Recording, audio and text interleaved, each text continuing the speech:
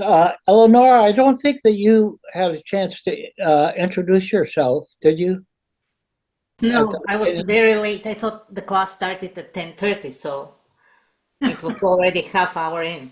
Yeah. So could you just tell us a little bit about yourself? Well, by education, I'm a journalist, and I had really good run on that as a journalist in several media and in all mediums, like from radio, TV, print media, and so on. Then I ventured into diplomacy and politics for a while, and then I'm an unsuccessful transplant here to Eastern Shore, I must say. I don't know what I'm doing here. I don't golf, I don't fish, I don't hunt. Eventually, I'll figure it out. I guess my reality is not real, so I'll get to it. Yeah, yeah, it'll become more real. Yeah. Susan, I don't think that you didn't introduce yourself, did you? No, No. Could you there's just say nothing to say. yeah, just a word or two about yourself? A word or two. I'm a little old lady. No, Is that good enough? I'm older than you are. Hard to believe. Okay. Yeah. Yeah, I think Forrest, without you, you don't have to give your age, but I'd say you hold the record here. I'm into the 90s, let's say. Oops. Okay, well, Good let's. for you. Thanks.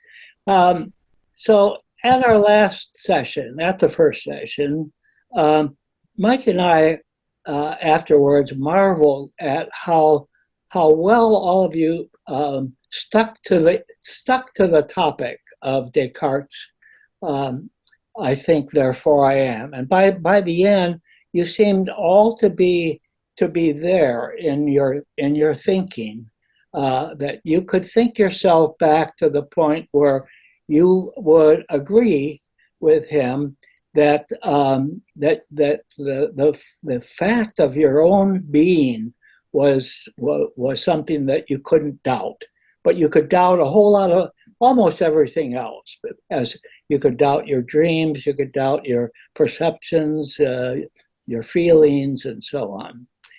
Now, I should say Descartes doesn't leave it there. That's just the first part of a book called The Meditations, and he goes on to kind of reconstruct the world in a way that most of us believe in it. Not the atomic theory, which he didn't consider in his day, though it was kicking around a little bit. We don't want to leave you with the impression that that's all that Descartes did. He did move on from that, and we hope today in this discussion that we will move on from there. That we won't be locked just in our own being. And Mike is going to first talk about what it means to take that extreme position where all you know is your very self, your very thinking. Mike? Well, do any of you feel that, I shouldn't say that. Would any of you like to talk a little bit more about I think, therefore I am? Have you thought about it over the week and thought, I'm not sure about that? Or can we kind of agree as a group that I think, therefore I am is kind of the most fundamental sense of existence that we have? Open it up for discussion.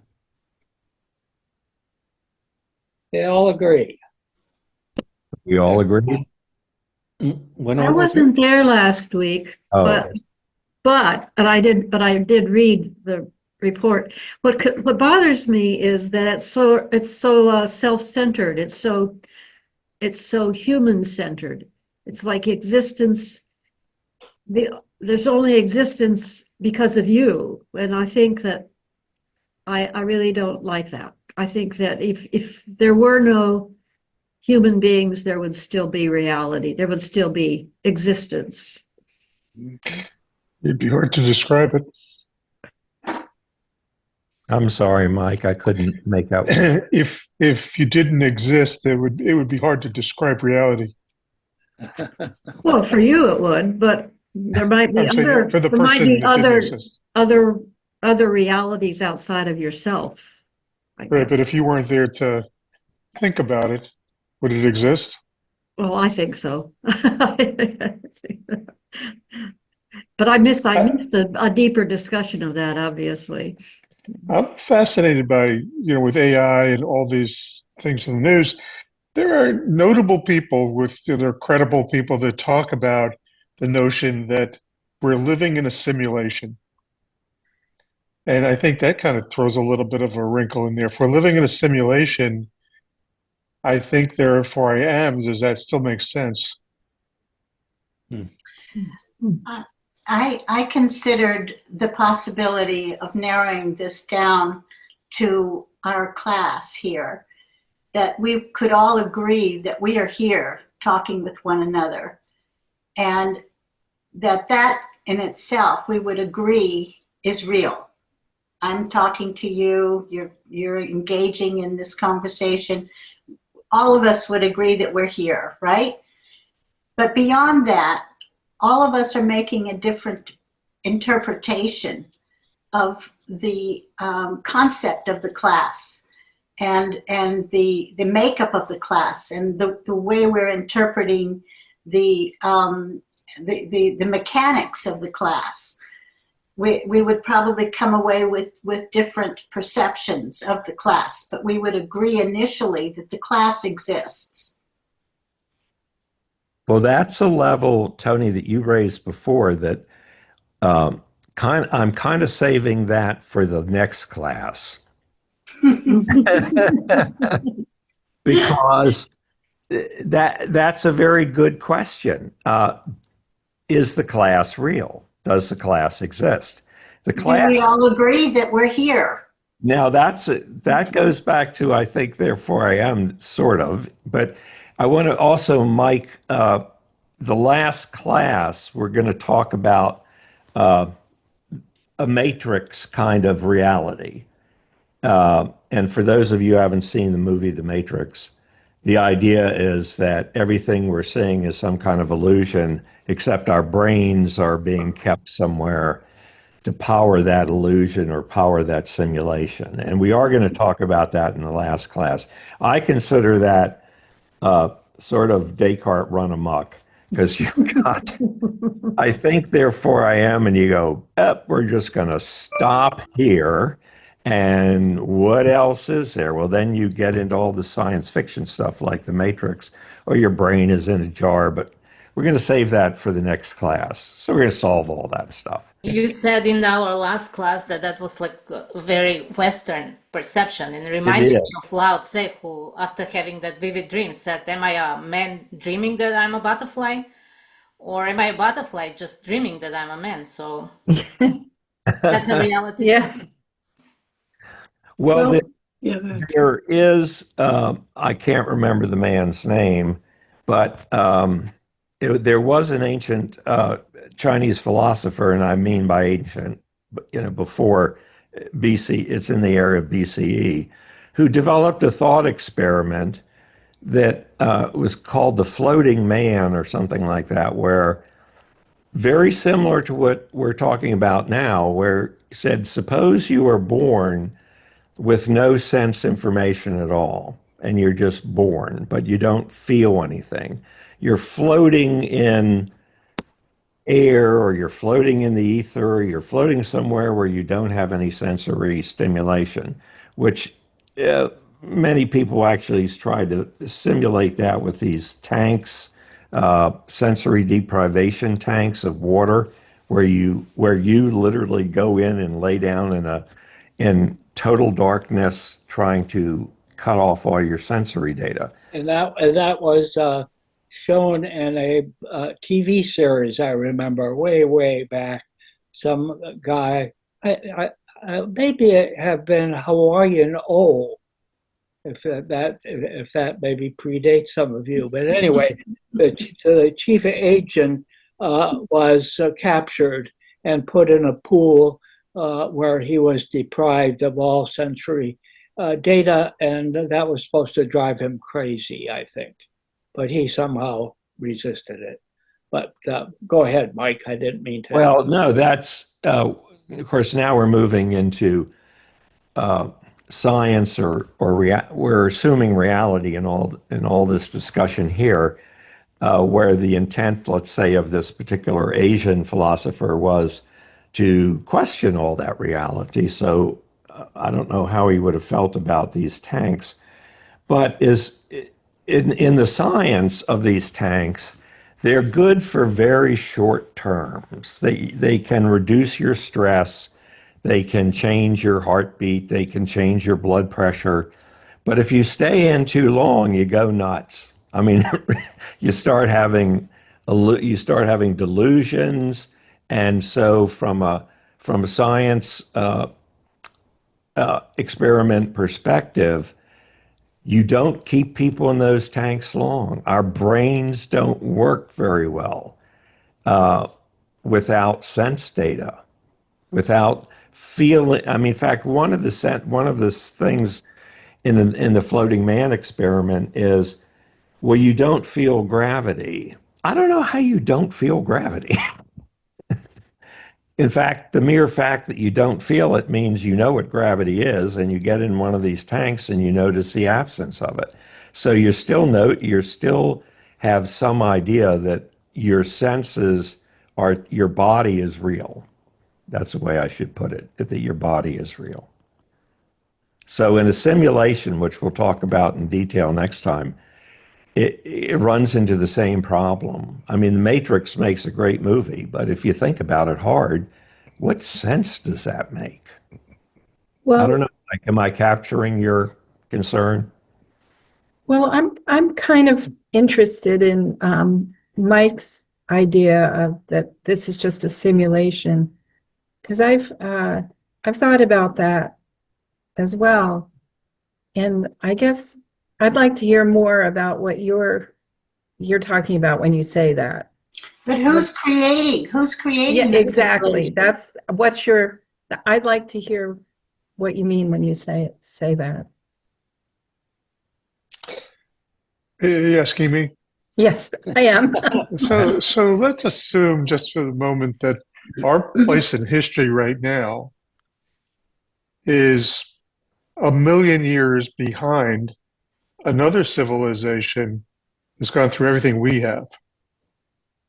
Given where we are even right now with artificial intelligence, artificial superintelligence coming around the corner by some people's view, in 1,000 years, what will that look like?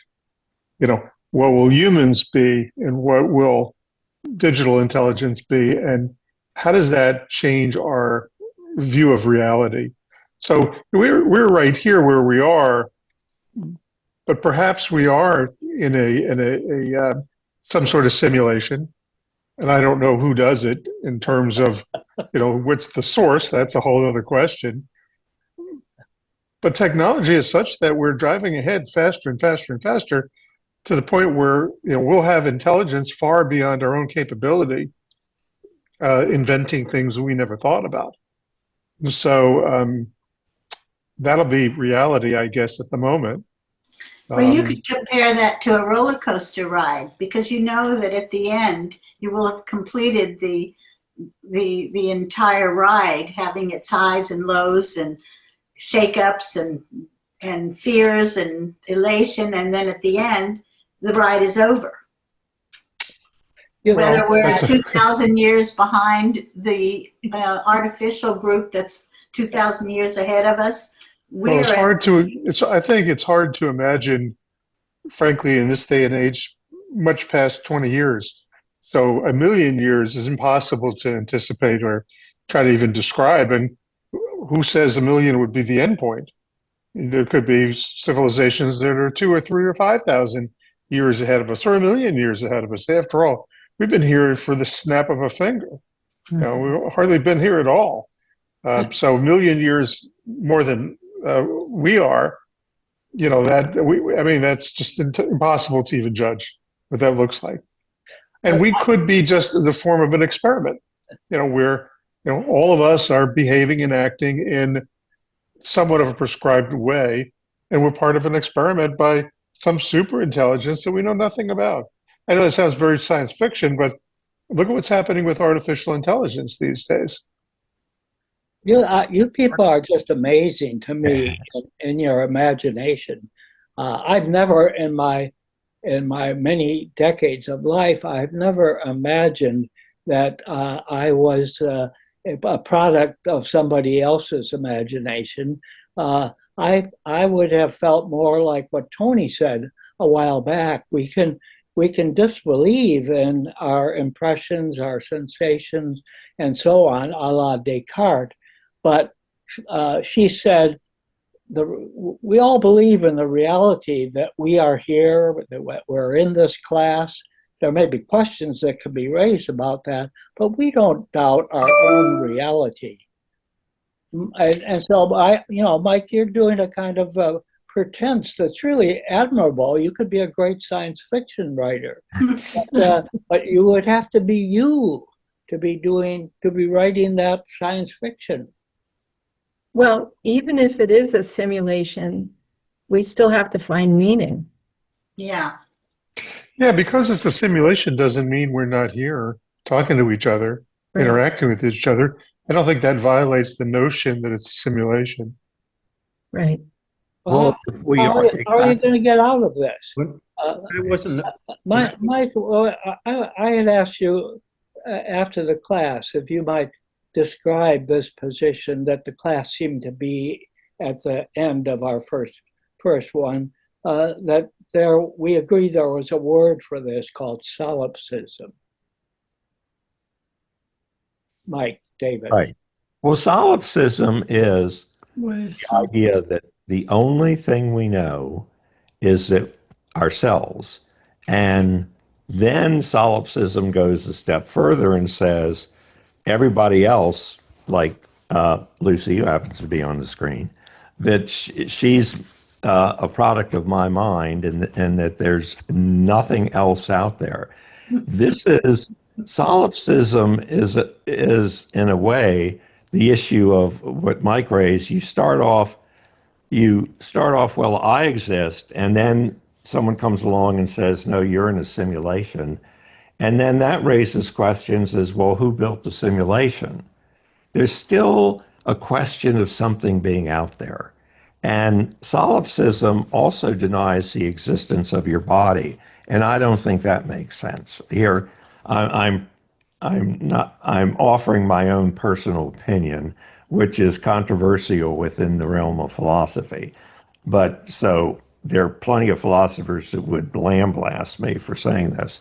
But I think I feel, therefore I am, is equally valid. And by feeling the emotions, I feel fear, I feel anxiety.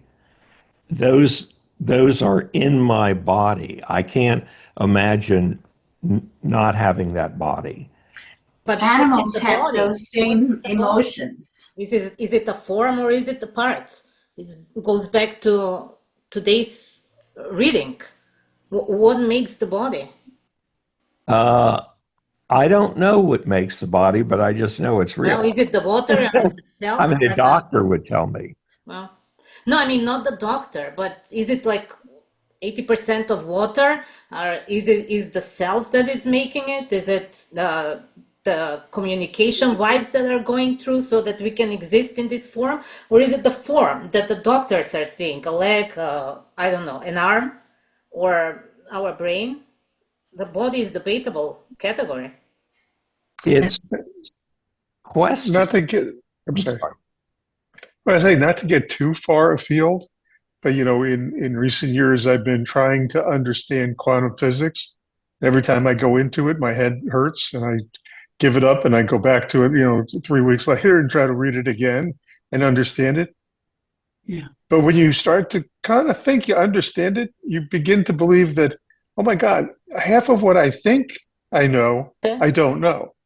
That there's a whole nother view of things at the tiny level up that's very different than the big stuff down. and they don't seem to have a way to connect presently. So even the questions of am I real? How do I exist? Is it waves through the universe that are impacting the biology or the atoms in me? I don't know, but certainly quantum physics starts to ask some of those questions. You have entangled particles that are separated by light years away that reflect each other's state. This is like, what? That's hard to understand. So once you start diving down that hole, these other things don't seem that impossible. Yeah. And you have people practicing distance healing, people in one part of the country sending Reiki or another type of energy healing to another person, and the other person feels something. Well, yeah, Margot, we are, again, that's next week. We're going to talk about that next week. Preview. I have to extend this course because it keeps going. We keep having another session. Right? I think also philosophically. This is a story I've told before to some of you, so pardon me for that. I got into philosophy very, very late. I was 28 years old. I'd been an English instructor, college. But I'd never read Descartes. I think I'd read only one dialogue of Plato's. I was really ignorant. In graduate school, at several places where I got accepted, I think mainly because I'd gone to Harvard and had a professor there write beautiful letters on my behalf. But most places wanted me to do some sort of makeup work. And where I went to Hopkins, they said I needed to audit all the history of philosophy courses so that I would kind of get myself some kind of background. And so I started doing that and went out for coffee in the first week at the coffee shop and at Hopkins. And one of the fellow graduate students said, now we all think we're drinking coffee, but how do we know that this is coffee? In fact, how do we know that this is even a cup? And I said, well, you go out in the kitchen and you check to see, what they made the coffee of. But what if they're faking it? And so I went on, and pretty soon they were all attacking me for my faulty beliefs. So I never gave up on my faulty beliefs. I believe that a TV is in front of me. I believe that you guys are all here. I believe in what I think all of you believe in, that your experience isn't just a fantasy, but it's real. The place that you sit on, the chair that you sit on, or whatever you sit on, your bum. But those are all real, I believe. Now, how can I ever defend that? It's a Well, belief. you asked us to read the questions for today's class, and that's where we start questioning what you're saying, because you ask us to think whether the boat, the copy or the original, what is the real boat, and then you come to thinking about parts. That's why I said also about the body. What makes the think to think? That we put the parts together and the form is the thing, or the parts are the thing. So further. What about dreams? When you're in a dream, at least I'm not thinking I'm in a dream. It's real.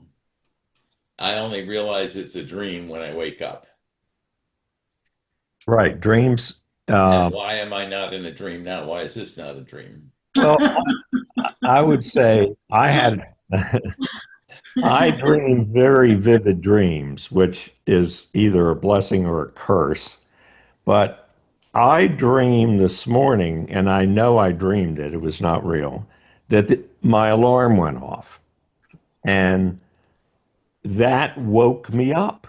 The dream woke me up because I heard the alarm go off and I knew I had to get up. So I get up and it's 3:30 in the morning.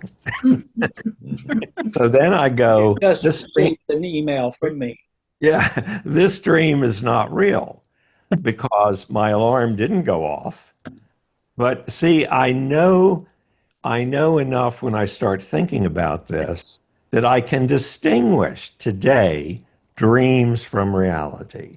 I have a process for, I checked the alarm clock and I said, I really did. I checked, I said, did this thing go off? Well, no, it didn't. There was no indication it went off. So I have a process that I go through that I can make a difference. I can distinguish dreams from reality.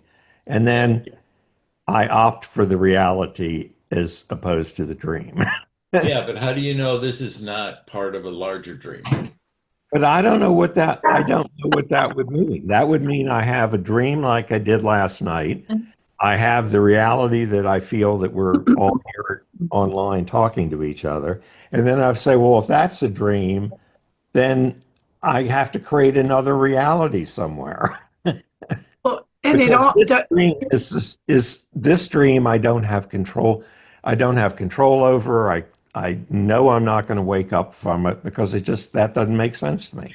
But are we talking about the difference between sanity and insanity? Because we would all agree right now that we're fairly sane and we can discern that this is not a dream. But those that are insane are unable to decipher the difference between what is real and what is fantasy. Or Well, perhaps if why the should people that we- I why was- should we even go there, Tony? Yeah. Why? Because We're not insane.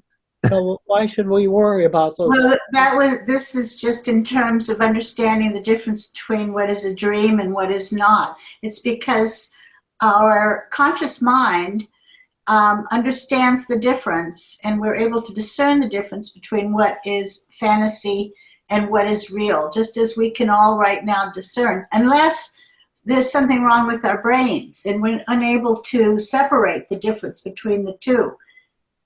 And The so other, that's- the other option is we just don't know. And, what we see today and what we interact with today is sort of first degree reality. That's the only thing we know. But we might find that there's another level of reality, say, tied to quantum physics that we don't understand at all, but it's also a form of reality. We don't know that.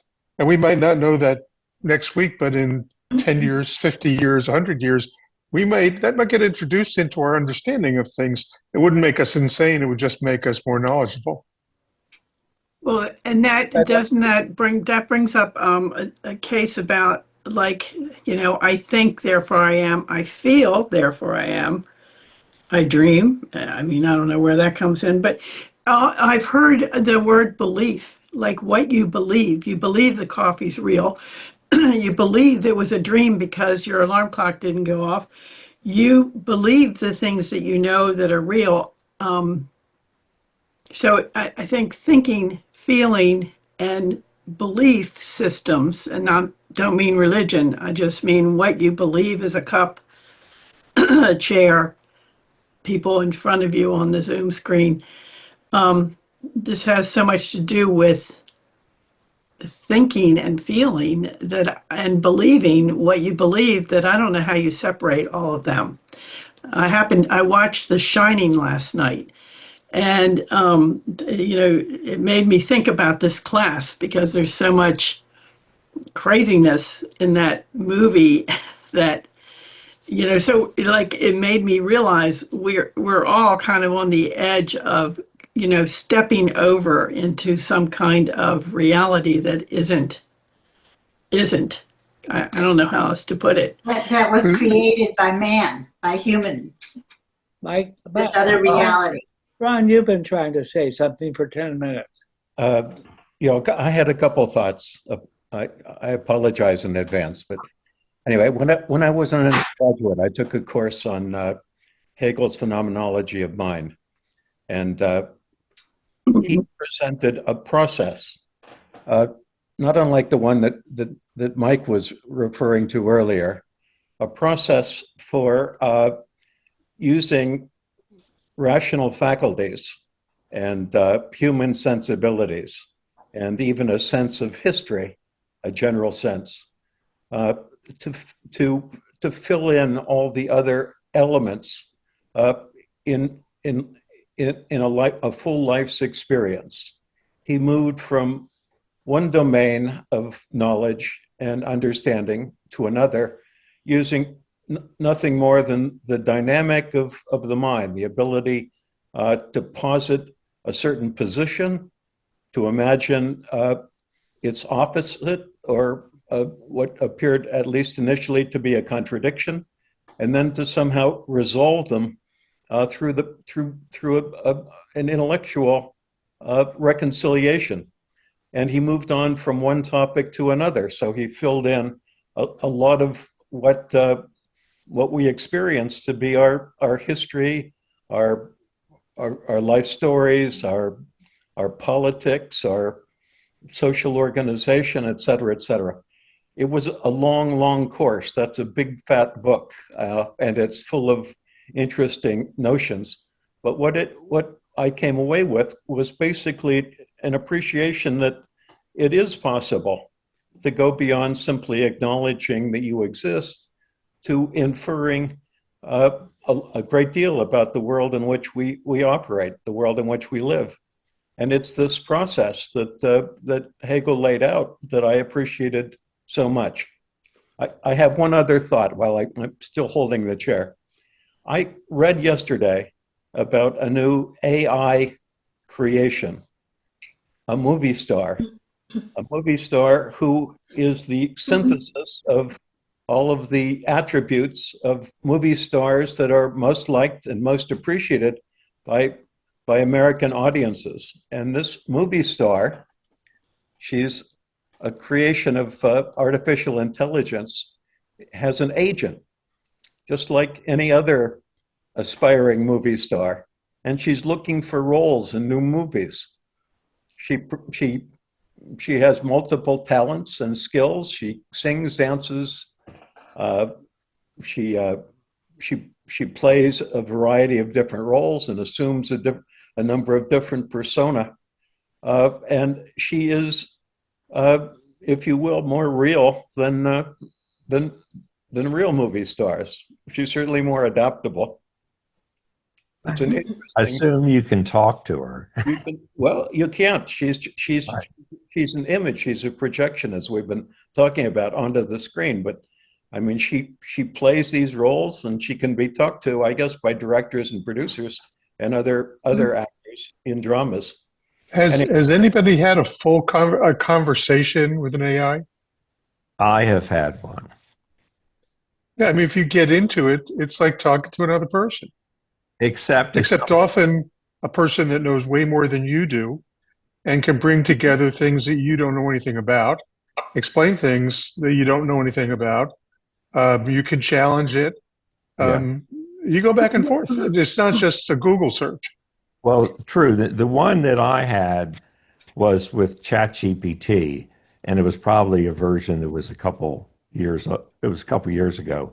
And it breaks down at some point. In other words, again, we go back to actually what Ron said. I have this process by which I determine what is real and what is not real.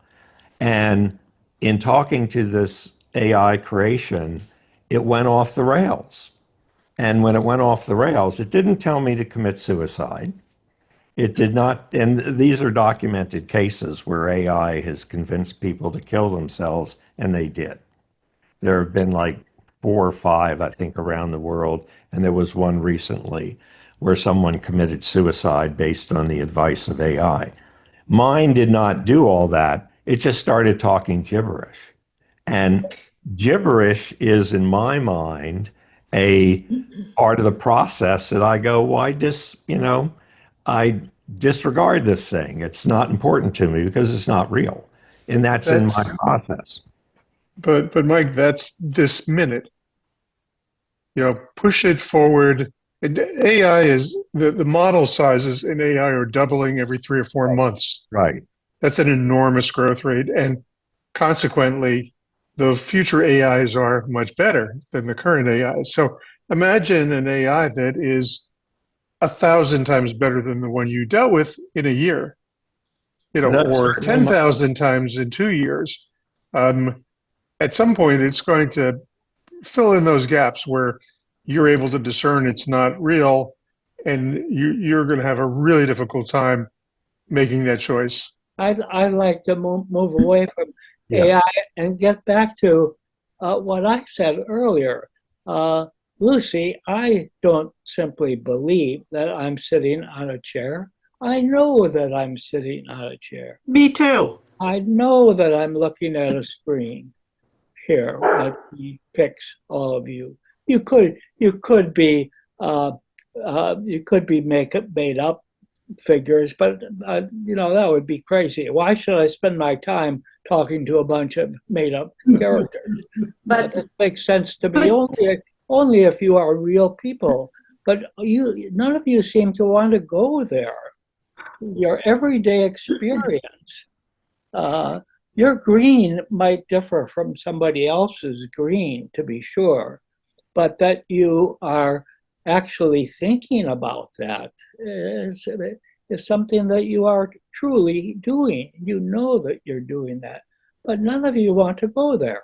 I'm shocked. Well, Forrest, if you see something approaching you and you look at it and you say, I think that's a bird.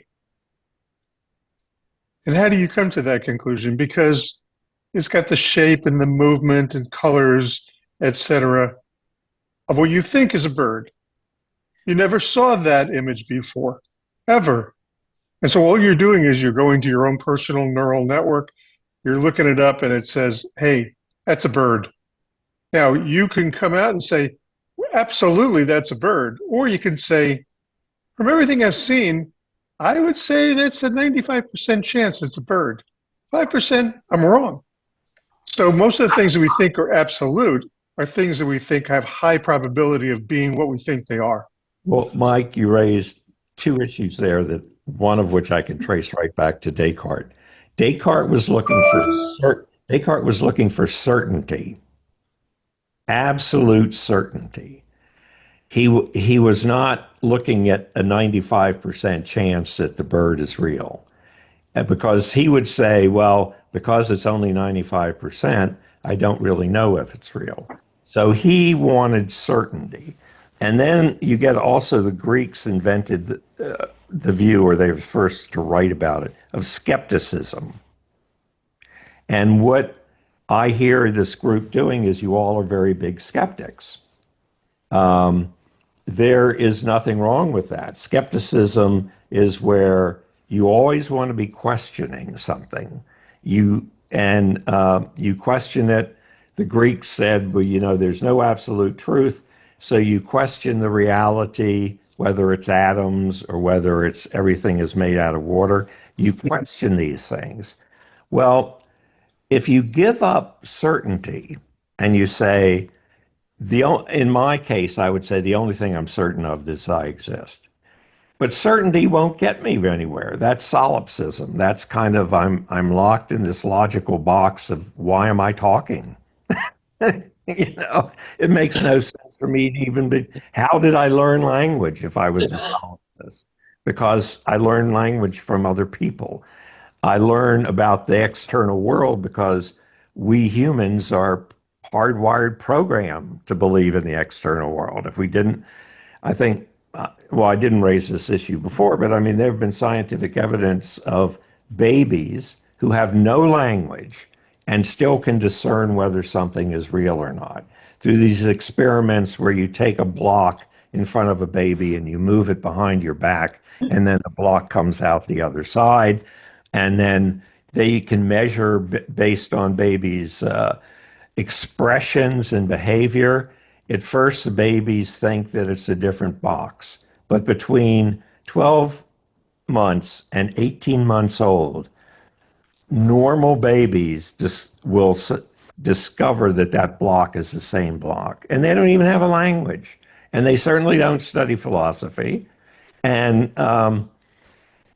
we're hard programmed to do that. Now, that hard programming is still questionable by a skeptic, but give up certainty and just say good enough is, I would say, Forrest, it's good enough for you to be saying you're sitting on a chair. That's the high probability. Because I'm not going to ever get certainty. And then I would say, so what? Let's live with the beliefs and So our. in science, people talk about the march of the nines. So it all depends how important something is to be certain about, right? I mean, certain things you can get 99.99% likelihood is certain. Other things, that's high risk. So it really has to do with the importance of what you're making an assumption about, or what you believe is true, right? I might want a lot more certainty around much more risky things than 99.99%. I might want it to be 99.99999%, because the likelihood, even as remote as it is, might have enormous consequences.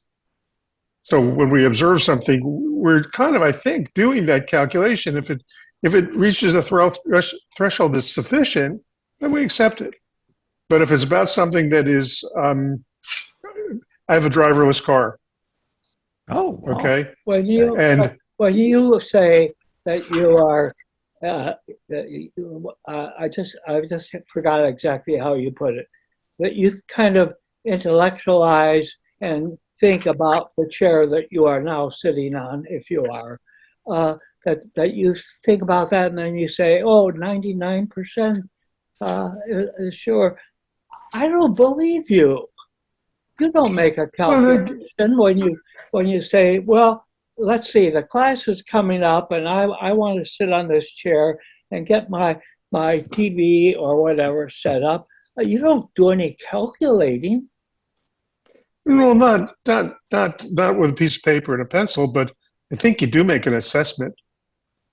If I see a chair and it looks a little strange, kind of a chair I've never seen before, but there are 4 legs and a seat in the back, I'm going to conclude. Excuse me for interrupting. I'm not talking about your imagined chair, which is what so many of you go back to. I'm talking about the real chair that you see, that you know it's your chair. You know that you bought it at Staples or wherever you bought it. You know those things without any calculating. I know them to a certain level of probability. But let's say you know that is a chair. It's a chair, it's a room, it's your house. You sit there and then you meditate. And you had a really good meditation in which the chair doesn't exist, your house doesn't exist. You exist in some different reality. Is that still real because it's you and you are thinking? What is that? A good meditation? That's the brain. That's the brain. And Exactly. it can do some very strange things. Exactly. That's what Descartes says. I think so I am. So again, if this is a reality, what is that in my meditation? Lucy, I didn't know that you were a neurologist and you know all these things about the brain. I'm not neurologist. No, I'm not. Again, I'm amazed. I'm questioning No. experiences.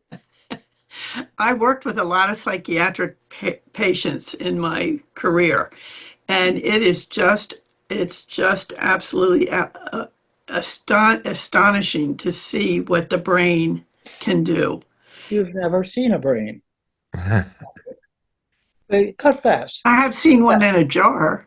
Yeah, in a jar. You can go to the Museum of Okay, well then the mind. Maybe I'm saying the mind, what the mind can do. I've never seen a mind. I've seen what the mind can enact or can carry on.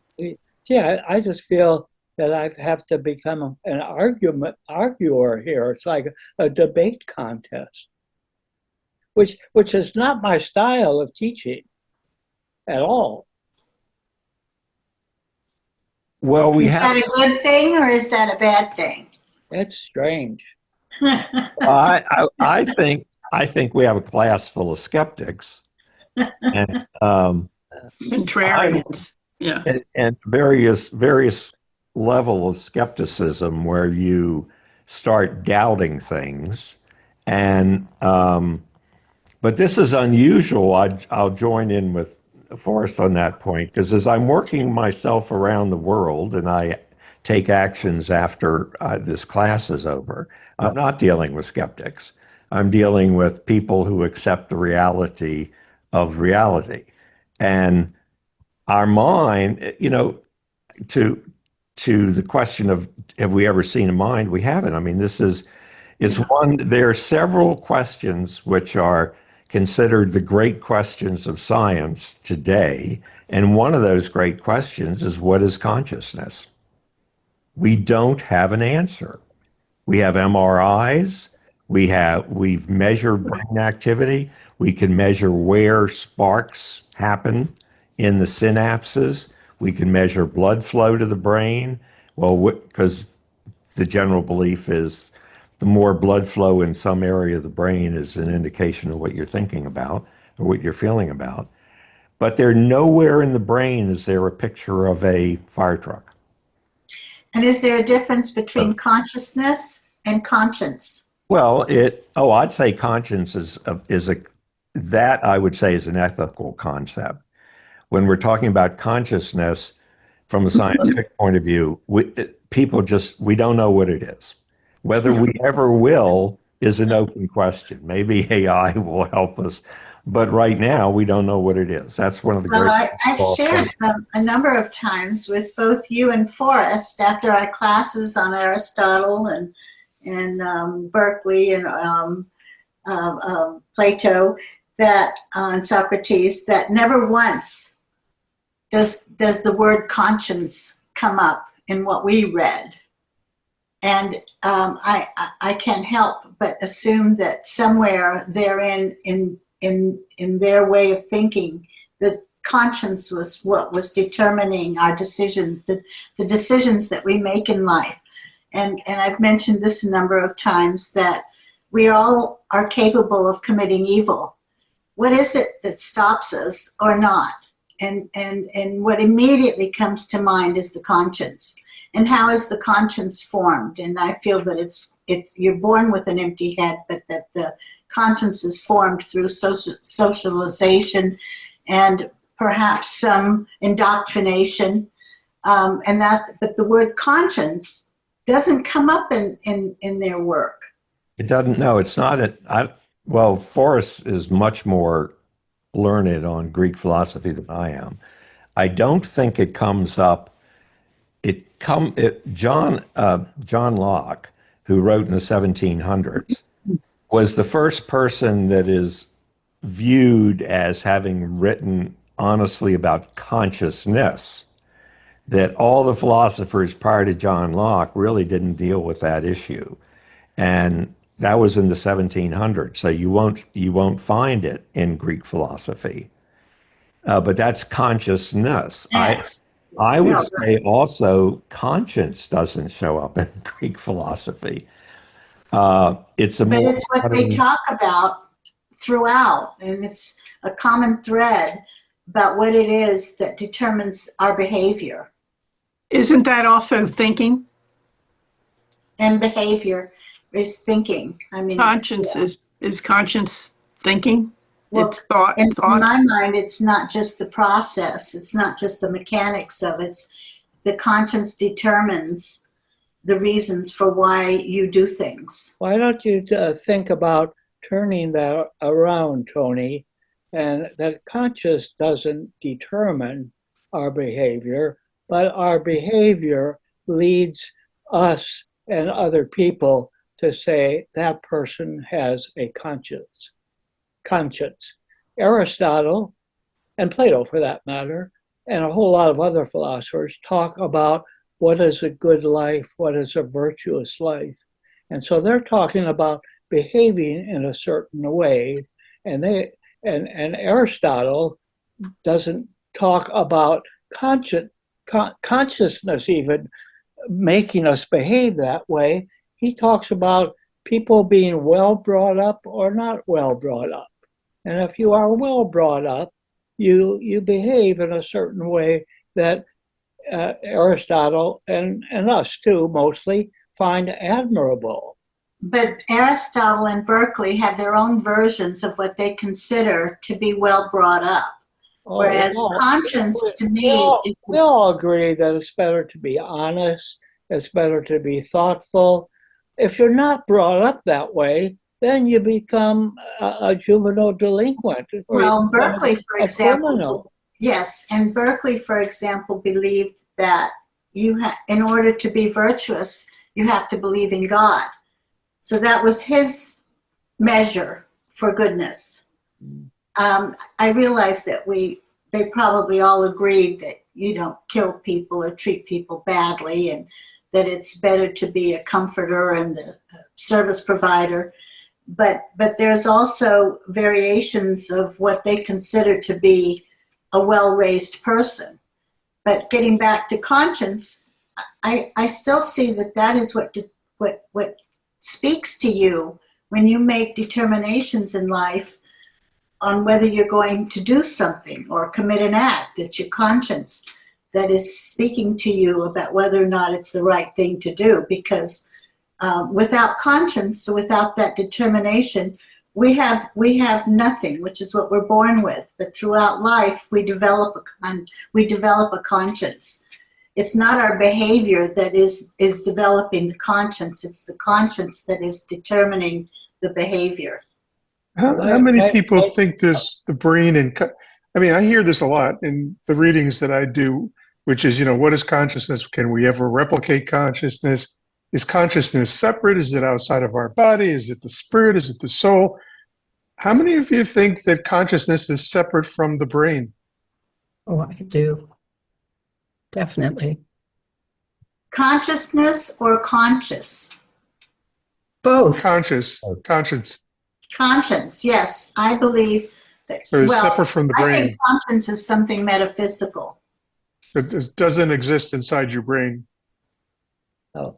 Yeah, well, that's the $64,000 question. Yeah, I think that's an interesting question, because how does the brain work? When you say, you have a conscience which tells you how to react and how to do things, I would suggest if I throw a ball towards you, Conscience. you're going to move your arm up in a particular angle in a particular place, open your fingers and grab that ball in midair with a high degree of likelihood, unless you've never done it before. And you're using your brain to do that. You're not doing it in a sort of, that's consciousness. Yeah. But most of your brain is used to move your body. But conscience. I'm kind of surprised that you are talking as if you know what consciousness is. I don't, Mike, but I'm just saying. Mike Davis earlier said, nobody knows what consciousness is. Not Nobody today. knows it. Well, that's my point. He said it's one of the big questions, and he's not sure if it ever will be answered. And here, some of you are talking as if you know all about this. Well, I think we're going from thinking about reality in very concrete terms to very non-concrete, non-physical terms. Well, there's certain things, and go back to what Forrest said, that, and actually it's sort of in Descartes. And you mentioned that, Margot. I would say that first of all, we started talking about the self being something that exists. It makes no sense for me to say I don't exist. I mean, any of you, if I said that to any of you, you wouldn't take me seriously. Or if you did, you'd say there's something wrong with Mike Davis. So then you move on to these things, the touch, the sense things, tables, chairs. And we're not talking about things like government or dramas or the class. Those are more complicated. But the fundamental basics, if you start this process of skepticism, yes, you can doubt it. I mean, you can follow skeptical thoughts and say, the couch I'm sitting on doesn't exist. But that doesn't get you anywhere. Oh, yes, it does. It gets you into the insane asylum. Well, it gets you into solipsism. It gets you into nuttiness. It doesn't, it gets you into what Tony would say, I've had the experience with people like that. They're delusional. They can't function in the real world. They belong in a home. They need help because they don't accept the very basics. So I think extreme skepticism kind of leads to what we would describe as a mental illness if someone tried to act that way. You know, Psychosis. Psychosis. Thank you. But in AI, they talk a lot about neural networks, right? And you need to train a neural network just like you train a brain. And it's basically exposing this neural network to many different instances of the things you think you know for sure. This is a table, this is a table, that's a table, this is a table. And you've seen enough, you see 10,000 tables, and the 10,000 first table you see, you've never seen before. You never saw it before. But you're certain it's a table. And the reason you're certain it's a table is it fits all the qualities of other tables you've seen before. And so you look at it and you go, well, maybe it's not a table, maybe it's something else, you know, maybe it serves another purpose, maybe it's not used, maybe it's not a table. But I think there's a high likelihood it's a table because of my training. And I think personally, people are very similar. Our brains are the same. We see things, we categorize them, and then when we see something we've never seen before, we have to bring up some sort of model that we look against to say, well, I think here's an example. If I see any of you at the mall or someplace out in public, I might see 3/4 of you because of how you're walking away. There's a pretty good chance I'm going to identify you based on what I know so far, the different angles I've seen so far. But it's a guess with a high likelihood of being right. And that's the way I view kind of reality now. I don't necessarily use that every time I go into a room and sit down in a chair. But technically, I'm assuming it's a chair because I've seen many chairs before and it looks just like the chairs I've seen. But see, I would say that there's nothing wrong with that guess. In other words, no, I didn't say it's wrong. It's if I don't go back into evolutionary views of the mind, if 1,000,000 years ago there was one of my relatives did not accept the reality of tigers and hear noises and walk out and go, well, I don't know whether he'd be dead or he'd be dead. So we're programmed to accept this reality. I don't know how you get away from it. Well, let me give you one more example, then I'll kind of drop out a little bit. But I was mentioning earlier, I have a fully self-driving car. So, and I've had it for 6 or 7 years. So I've been watching the evolution of training the AIs or the neural networks to be able to identify things that it sees through sensors, cameras primarily, right?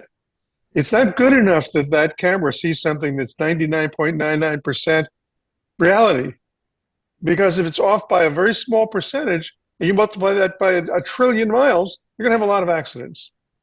And so you need to get more sure that what you're observing is the thing. Because in that particular case, having an accident could mean a life, property, etc. So all I'm saying is, you know, we, on a daily basis, there's not all that much risk in most of the things we make choices about. But in lots of other things, you need to be much more certain. And so you can't just say, yeah, that's a fire hydrant. No, maybe it's not. I'd like to share I'd like to. I think we're kind of reaching a dead end there. I don't mean that critically. I mean that I think we've explored a lot of interesting things there. But Mike had given us all the paradox about Theseus's ship. And, I was just going to bring that up. Yes. I wonder if we could then make use of, if we could just explore that, because actually he wanted us to all be thinking about that. I'd like to share a mother-in-law story after reading the story about Theseus and the ship. And for me, the answer of is the repaired ship the same was quite easy, because the parts are the same, but the whole is not. And it reminded me of a mother-in-law story that I've shared many times. Many years ago, my mother-in-law was an expert in early American antiques. And she and I attended an auction together. And there were 2 Queen Anne tables there that were equal in appearance and the same in craftsmanship and quality and beauty, and the same cherry wood and everything. And she examined the 2 of them. And while they were almost exactly the same, she learned that one piece was English and one piece was early American. So she immediately lost interest in the English piece because she focused on American antiques. And so, playing the devil's advocate, as I do, I said, but you're losing interest in the piece itself. And she said, well, the provenance is what gives it its value. And I said, so the piece in itself doesn't have the value. It's where it came from and its history that gives it its value. And she said, yes. And I actually kind of understood that. But for me, to a degree, there was some regret that she wasn't appreciating the craftsmanship in each piece for itself that made that Queen Anne style so popular and well liked. It had to have the provenance in order to give it value. And I think that's true. I mean, you can take, I'll use a guitar as example. Les Paul's original guitars from the 1950s are worth a fortune. He invented the electric guitar. So it was built by Gibson, and those are worth hundreds of thousands of dollars. But over time, people have changed their, if I bought one in 1950, I may put different amplifiers in it. I may put different tuners. I may have the thing altered in the sense of the finish. Anything I do reduces the value of that item. I have to have the provenance to say, I have to have proof that that guitar has never been altered, and that guitar was made by Gibson, not in China, and that's what gives it its value. And the provenance is not tangible. No, it's not tangible. It's something, go into our next class, but it's the complicated stuff that's out there in the world. Not what you're talking, Mike, that's a market value. That it's Yeah. anything Right. of the existence of a thing. And that's a human creation. And what about the idea of a diamond in the rough? oh, in the sense of its value. Yeah. Well, of course, it would be its value is what someone can make of it in the future. They can cut it up. Of course, its value right now, but its value is based on at some point in time, I'm going to turn this into a piece of jewelry. But if no one sees its value, does it still have a value? I would say no, but those are complicated questions of reality. But I still want to go back to the simple reality, the simple questions of reality, the basic questions of reality. And I would say because we can doubt it does not mean that it's not real, because that means doubt is just not available to us. So I can't live on certainty. I have to accept the fact the couch is real.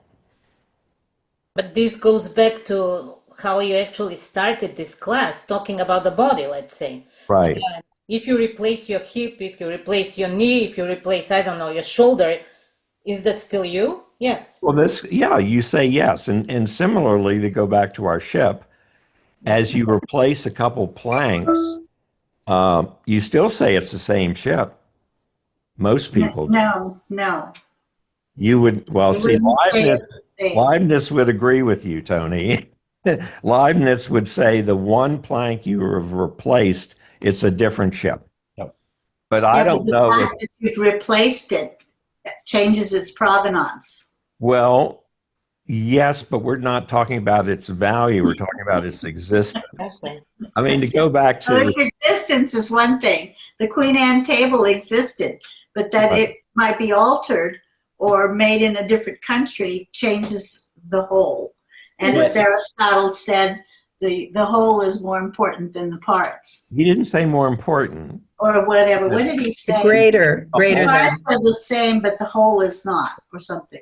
Yeah, but it's not more important. In other words, Or greater. That was his expression. Greater.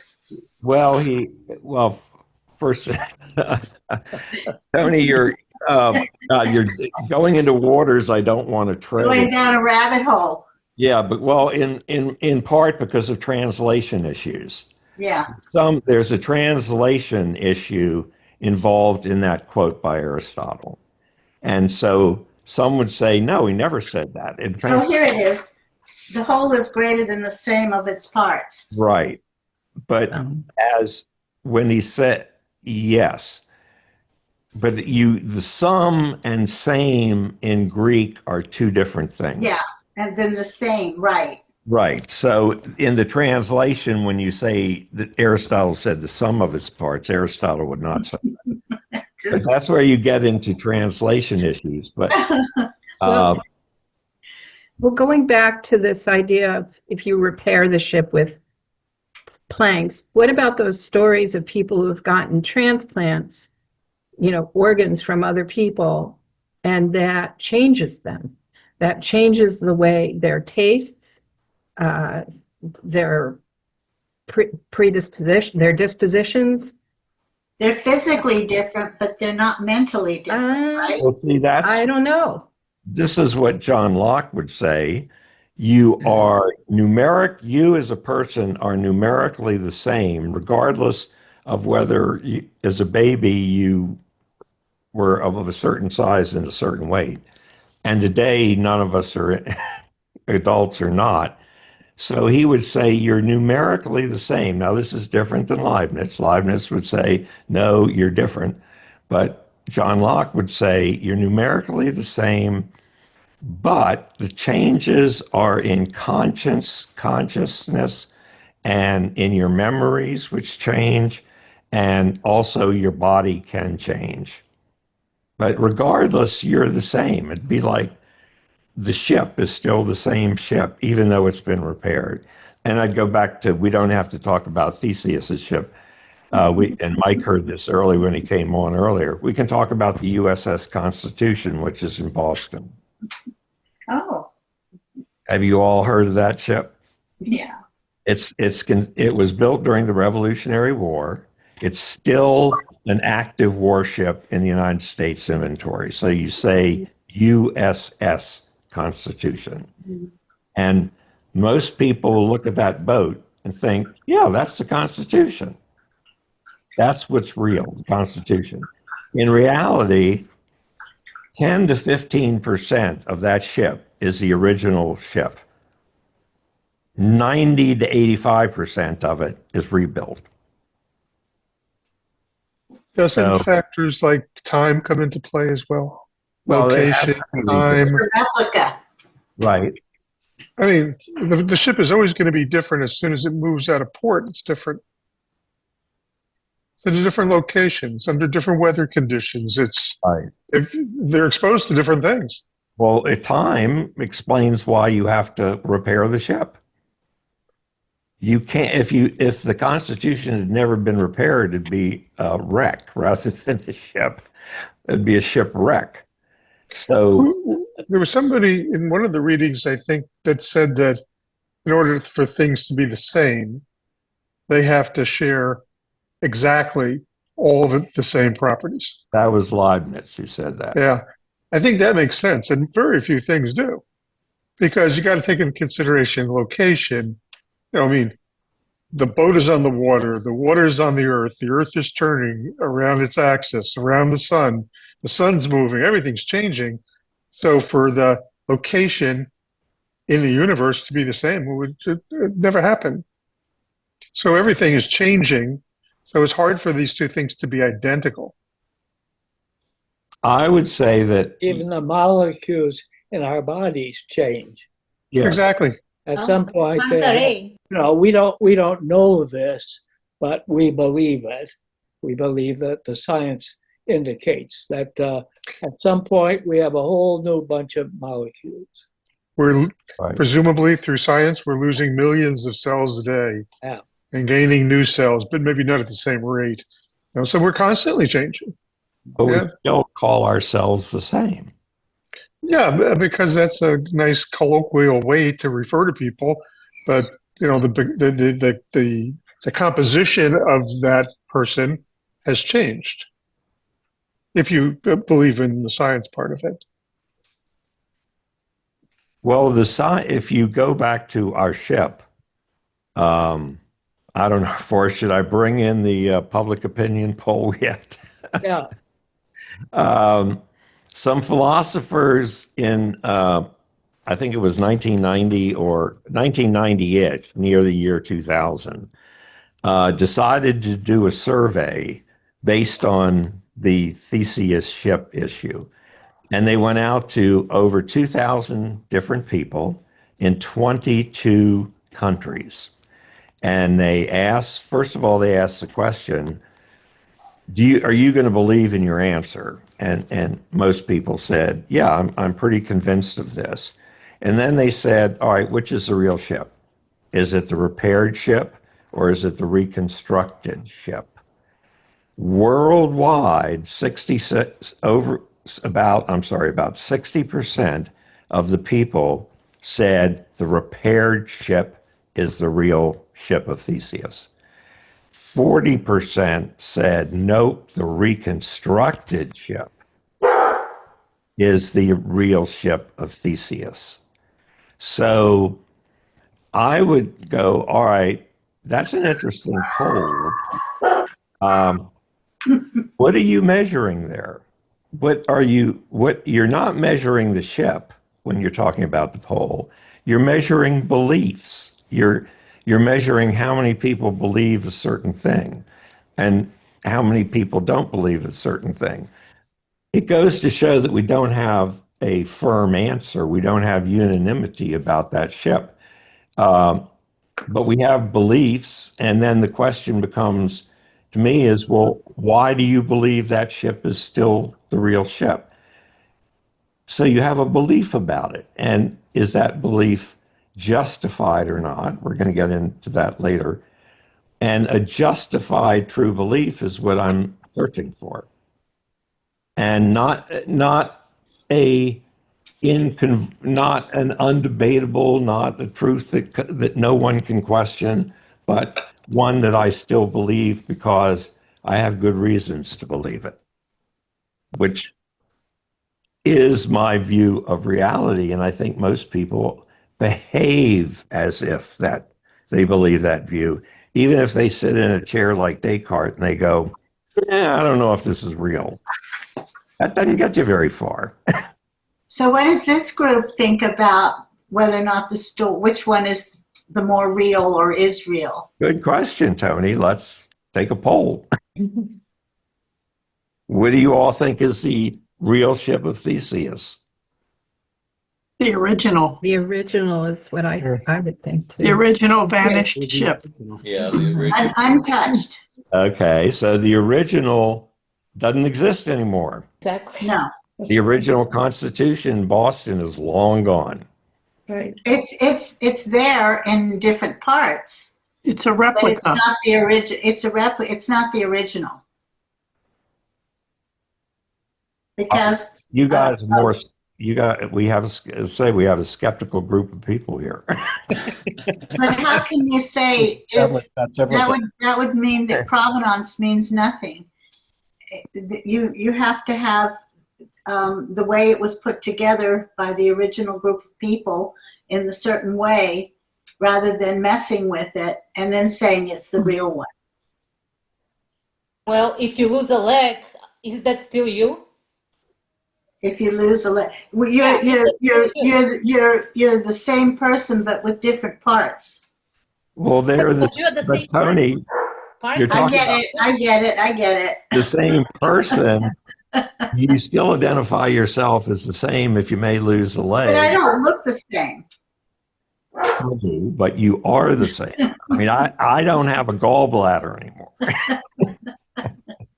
Wouldn't that suggest that the Too much thing that makes you the information. same is, Provenance has changed.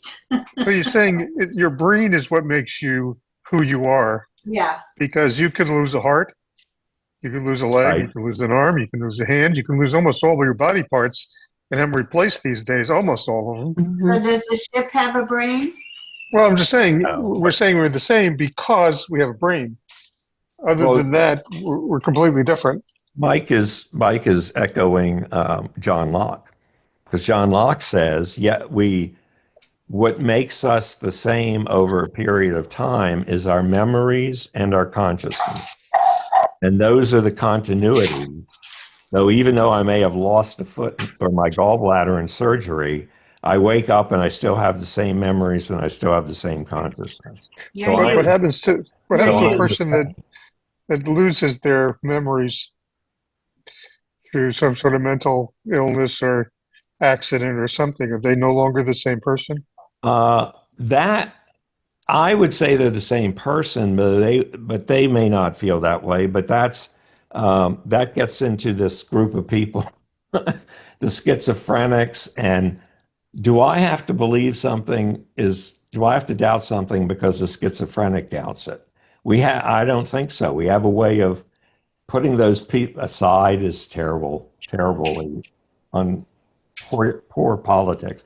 They are real people. They deserve treatment. We give them dignity, but we don't accept their beliefs. I don't. But do we think they're the same people? I think them. I would ask them. I think they're the same people because I would say, based on the fact of the continuity of the body, in all the body. I mean, admittedly, you take a car, and every time you have an accident, you have pieces of the car replaced. This is similar to the ship, but you still say it's the same car. I still own that '54 Buick, even though it has a new engine in it. Well, then you're going to have to define your ship in two different ways. You're going to have to define it as being real in terms of untouched and being real in terms of having been altered. Well, yeah, that would, I would see Leibniz would, Well, just saying. Leibniz would say it's not the same. Make the diameter a little bit bigger. Leibniz would say it's not the same ship because it doesn't have the same qualities that the original ship had. I don't agree with Leibniz on whether it's the same. Now we could, Leibniz and I, of course, he's dead, but he couldn't debate me very well from the grave. But he wrote enough that I can question logic. And again, I can take skepticism down to solipsism. But when I hit solipsism, where I am the only thing that's real, I am in a rat hole. I just can't get anywhere from there. I can't live that life. Just because a philosopher says I should doubt it, I don't have to live like that philosopher says. Am I making any sense So here? it comes down to personal choice. I don't know if it's And a belief. choice. I don't think I have a choice. I think I'm programmed by my mind. By the way, I do believe the mind is in the brain, but I'm programmed by my mind to believe I'm real and to believe that my couch is real. Otherwise, I'd be dead. I don't know, Forrest, am I? Or going into surgery. Yeah. Forrest, what would you say about all this? Well, Because I'm still swimming around in this pool of skepticism, of skeptics. We're all thrashing in the pool. And, in my style of teaching, I try never to tell people what to think. In my style, I try to help others to think. But I'm really trying to move you into what I think you all know. Not just believe, but know. But you seem to be resistant to that. Forrest, you have an understanding over the years of reactions to some of these same questions from your students. and you can compare what their reactions have been over the years to what this group is responding to and how we're responding. You credit me with a much better memory than I have. I don't know what my students in the past thought. Let me just say that we're all taking a course that is questioning what is reality. So all of us are skeptical in a sense. Yeah. We're We supposed wouldn't be here if we weren't skeptical. it's a prerequisite, isn't it? That's right. I'm The name of the course is I'm accepting what I truly believe is that all of you are not just thinkers, but you are good thinkers, and you demonstrate it in this class. So you are sort of like the goldfinch that a guy in Second City used to give. He gave a lecture on Oedipus Rex, University of Chicago graduate student in philosophy, as you can imagine. And so he tells the story of Oedipus Rex, who married his mother and had children and so on. And then he then looks at that story again and he says, you know, Oedipus Rex comes along here and he's been told that he might marry his mother, but he looks at Jocasta, is it? And he says, God, she looks a lot older than me. And so what am I getting myself into? And so on. So he gives this funny rewrite of the story and opens it up for questions afterwards. And the first question that comes up from somebody in the audience is, do fish think? And there's a kind of chuckle. And he said, do fish think? I've never been asked that question before. Now let's see, I had a goldfinch once, and every day I would feed it some goldfish food, but it didn't eat it until 10 minutes later. And then soon it was 20 minutes later and half an hour later, and then a whole week later, and it finally died. And he said, yes, fish think, but not fast enough. So you are thinking. That's a good joke. You are thinking, but not quite fast enough for me. So we've got to curl this around. Mike, you've got to better give us some hints about. Yeah, next week. Well, first of all, I'm not sending out the class notes for next week today. It'll be 2 or 3 days from now, in part because we're going to move from the touchable, sensible world that you all are already skeptical of, though I share Forrest's belief. I'm not skeptical of that. To me, that's as real as things get. We're going to move into these more nefarious things that we agree are real, like this class, or the government. The government, I think most of us would agree, the government is real. Why do we believe that? So that's what we're going to be addressing in the next class. For those of you who are not skeptical about the existence of the government and believe it's real, why? And that's kind of what we're going to be doing in the last class. And I'd like just to add, almost every day, I read the news every day, for better or worse. I try not to read the detail, but because it's too depressing. But every day, I either in the news or in the many magazines that I read, somebody makes mention to the real world. Somebody's not paying attention to the real world. Now, I don't want to get into us to get into the politics of that, and we'll stop anybody who tries to. But it's a common expression, the real world as opposed to what somebody else thinks about. So that's similar to the kind of question that Mike Davis is going to be asking us. So we both look forward. I speak for both of us. We both look forward to your more thinking and more rigorous thinking next week. Thanks to all of you. Thank you. You're really Thank good you. guys. Thanks, everyone.